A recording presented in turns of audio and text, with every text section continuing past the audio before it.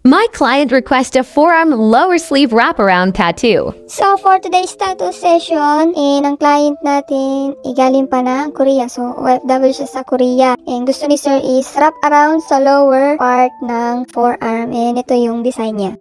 Nung time na nag-chat niya, wala pa siyang design para dun sa kanyang front. So, binigyan ko siya ng mga multiple na reference na tattoo at nagustuhan niya to. And plan ni sir kunin ito ng 1 session kasi nga sabi niya is limited lang daw yung araw niya dito sa Pilipinas. So, 1 week lang siya dito. So, kailangan matapos namin to in 1 session. So, hopefully matapos namin kasi first tattoo to ni sir. Kaya, yun.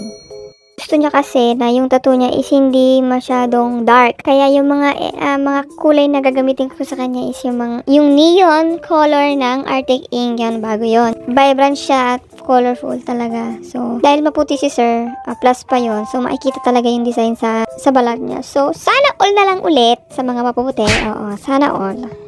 Then, after 6 hours, natapos na namin yung unang part ng tattoo ni sir. Yan.